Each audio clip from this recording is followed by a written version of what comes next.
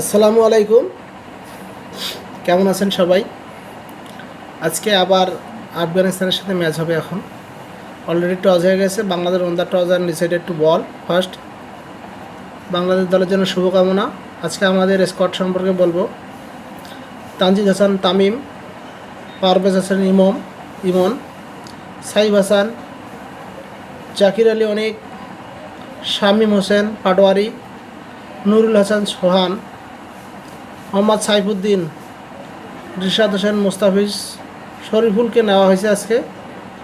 শরীফুল এবং সাইফুদ্দিন দুইজন দুইজন আউট। তাসকিন আহমেদ আউট হয়েছে, আর তানজিন হাসান সাকিব দুই পেসারকে আউট এবং দুই পেসার মোহাম্মদ সাইফুদ্দিনকে সম্ভবত এই কারণে নেওয়া হয়েছে, ব্যাটিং বিপর্যয় ঘটে যেহেতু বাংলাদেশের শেষ সময়ে দরকার।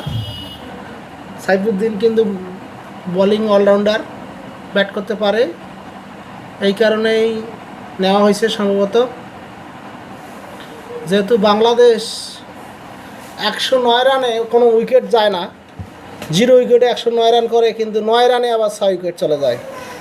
এই হচ্ছে আবালের বাংলাদেশ, যাওয়া আসার বাংলাদেশ। এই বাংলাদেশের এই সব খেলা দেখলে রাগ উঠে যায় প্রচণ্ড। জানি না আপনাদের রাগ উঠে কিনা, আমি জানি না, কিন্তু আমার প্রচণ্ড রাগ ওঠে এসব দেখলে। আর রাতে ঘুমও আসতে চায় না।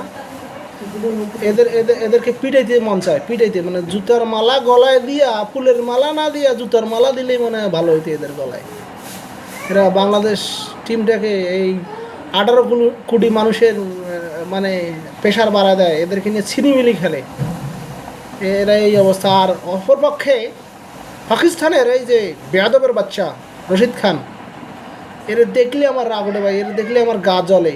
এই ফকিন্নির বাচ্চা, হ্যাঁ, যে একটা ভাব লয়, এই ভাব দেখলে তো রাগ উঠে যায় আমার। এই আফগানিস্তান দলের মধ্যে সবচেয়ে বেয়াদব, মোস্ট অফ দ্য বেয়াদব, হ্যাঁ, একটা বেয়াদব পোলা।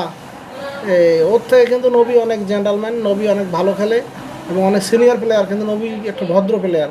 কিন্তু এই রশিদ খান 2 দিনের বৈরাগী ভাতের কয় অন্য ফকিন্নির পোলা, যে একটা ভাব নেয়, আলার পুঁতে কী একটা অবস্থা, কি আর বলবো।